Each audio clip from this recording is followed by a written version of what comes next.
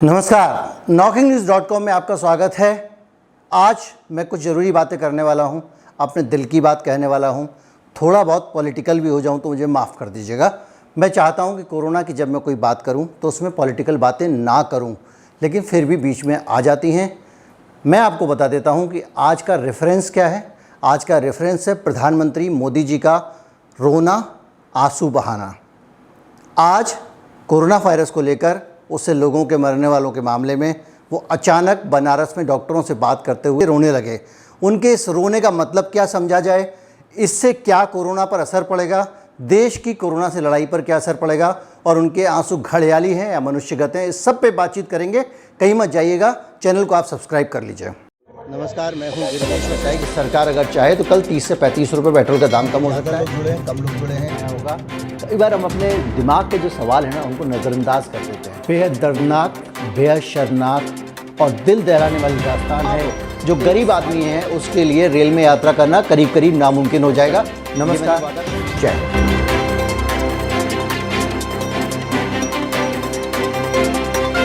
प्रधानमंत्री जी के लिए बहुत सम्मान है, क्योंकि इस देश में बहुत घनघोर बहुमत से जीतने वाले वो नेता हैं। पूरा देश उन्हें बहुत सम्मान की दृष्टि से देखता है और ख़ास तौर पर बड़ी उम्मीद से देखता है। सब लोग इस देश में प्रधानमंत्री को अपना सेवियर मानते हैं, और तब से और ज़्यादा मानने लगे हैं जब से कि इस देश में प्रधानमंत्री के नाम पर वोट मांगे जाने लगे हैं। लोग पार्टी को नहीं बल्कि प्रधानमंत्री पद के उम्मीदवार को वोट देते हैं। ठीक वैसे देते हैं जैसे अमेरिका में राष्ट्रपति के उम्मीदवार को वोट दिया जाता है। कौन सी पार्टी आएगी, कौन लोग रहेंगे, कैसे, कौन से एक संसदीय दल क्या होता है, सांसद क्या होते हैं, वो चुन के नेता कैसे बनाते हैं, इन सब चीज़ों को अब भारत में देखा जाना बंद हो गया है। प्रेसिडेंशियल सिस्टम हो गया है, और हम कहते हैं कि इनको चुना अब यही तारणहार, और तारणहार फूट फूट के रो रहा है। जब पूरा देश परेशानी में है, अपने परिजनों को खो रहा है, जिस आदमी को अपनी भूमिका निभानी है, जिसको इस देश के सारे संसाधन दिए गए हैं, जिसके पास में डॉक्टरों की फ़ौज है, जिसके पास फ़ौज है, जिसके पास पैसा है, जो जितना चाहा टैक्स लूट रहा है, जो चाहे तो खाद बढ़ा देता है, चाहे तो लगान लगा देता है, उसको सारे संसाधन मिले हुए हैं और वो रोक के दिखा रहा है। अगर वो रोक के दिखाएगा तो इस देश में बाकी लोगों का क्या होगा। प्रधानमंत्री जी को रोना इसलिए आ रहा है कि हमने बहुत सारे अपने निकट के परिजनों को खो दिया।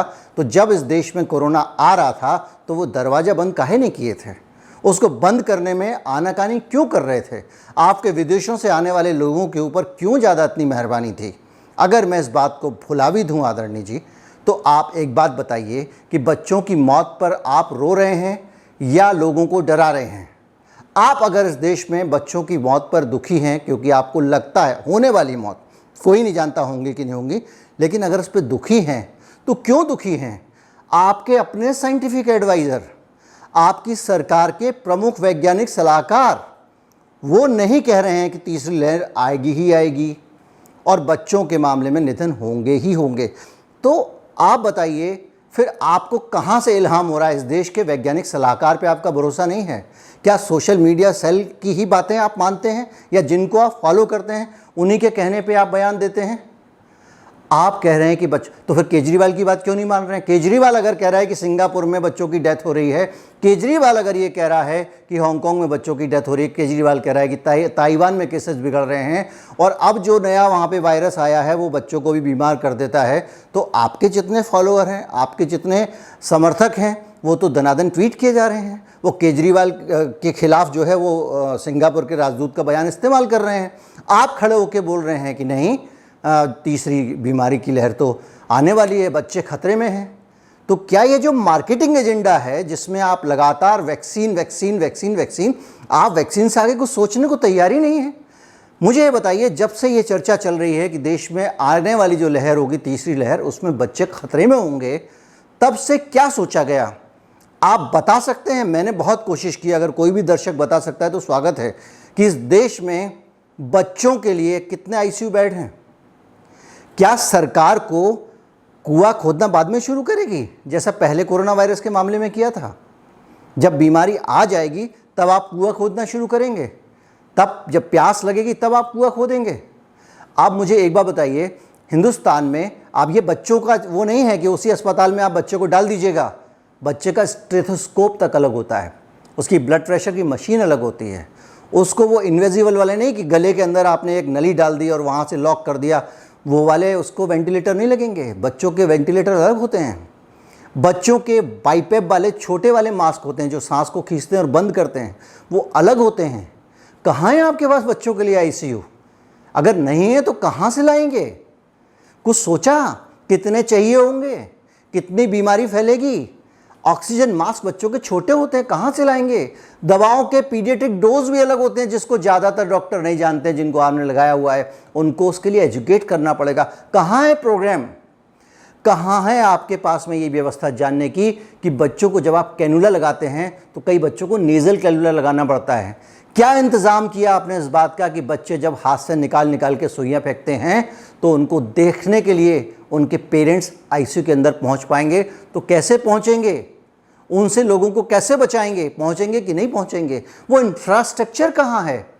पूरे देश में आपके गोरखपुर में जब बच्चों को जो दिमागी बुखार हो जाता था तो योगी जी ने एक व्यवस्था बना दी कि इनको भेजो ही मत जिला अस्पताल, लोकल लेवल पे डील करो।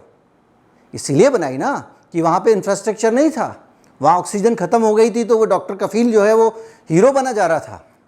तो कम से कम मैं 50 चीज़ें गिना सकता हूँ जो बच्चों की अलग होती हैं। बच्चों की दवा अलग होती हैं, बच्चों के डोजेज़ अलग होते हैं, वज़न के हिसाब से डोजेज़ देने पड़ते हैं, उनकी वज़न करने की मशीन अलग होती है, उनके ब्लड प्रेशर की मशीन अलग होती है, उनकी मॉनिटरिंग उपकरण अलग होते हैं। कहाँ है? कुछ करिएगा, या आपको पता है कि आंसू बहाने से काम चल जाएगा? तो इस देश में कुछ और करने की आवश्यकता नहीं है। मैं ये नहीं कह रहा हूँ कि आपकी सरकार निकम्मी है, मैं ये भी नहीं कह रहा हूँ कि आप काम करना नहीं चाहते हैं, लेकिन मेरा मानना ये है कि आप इस देश का मनोबल हैं। अगर आप रो कर दिखाएंगे तो आप इस देश का मनोबल तोड़ रहे हैं। आप लोगों को ऐसी स्थिति में पहुंचा रहे हैं जिसके बाद उनको खुद समझ नहीं आएगा कि वो क्या करें। जब देश का प्रधानमंत्री ही टूट जाएगा तो क्या होगा? आपके पास में पूरी ताकत है, आपके एक इशारे पे लोग भागते हैं। जिन डॉक्टरों से आप बात कर रहे थे, अभी आपने एक और नई चीज़ कह दी वहाँ बातचीत के बीच में कि जहाँ मरीज वहाँ इलाज। मसलन आप घर पे ही इलाज करेंगे? कितना करेंगे? बच्चों के इलाज के लिए क्या इंतज़ाम करेंगे? अगर बच्चों का, इसका दूसरा पहलू भी है कि बच्चों के लिए तो आपका इंतज़ाम है नहीं। अगर बच्चों का कुछ नहीं आ रहा है, हर चीज़ का इलाज टीका तो नहीं हो सकता ना। अब आप बच्चों के टीके का परीक्षण कर रहे हैं, बच्चों को टीका लगा देंगे, निश्चिंत हो जाएंगे। अभी तक आपने जो टीके लगाए थे उसके बाद भी तो लोगों को कोरोना हो रहा है सर, उसका आप क्या करिएगा? जो आम लोग हैं वो क्या करें? कोई उत्तर दीजिए। आपको समाधान देना है, आपको समस्या को बढ़ा के नहीं दिखाना है, मजबूर होके नहीं दिखाना है। आंसुओं से हम आंसू बहा सकते हैं, हम आंसू बहाते हुए आपके पास आ सकते हैं। आप ढाढ़स देने वाले हैं, आप आश्वासन देने वाले हैं, आपकी मुस्कान से देश को तसल्ली मिलती है। आपके कहने पे हम दिवाली मनाते हैं, आपके कहने पे हम थाली बजाते हैं, क्योंकि हमको लगता है कि आपके पास सॉल्यूशन है।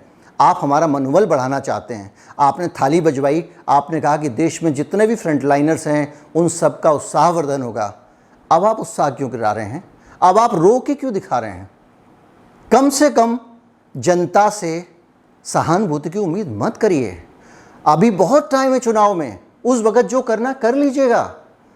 कम से कम ये उत्तर प्रदेश का चुनाव, उत्तर प्रदेश के जो है गोरखपुर के बच्चों के इलाज की दुहाई देना, बनारस के वोटरों को फ़ोन करना, वहाँ पे रोना, चुनाव में ही रहेंगे, चुनाव मोड में ही रहेंगे।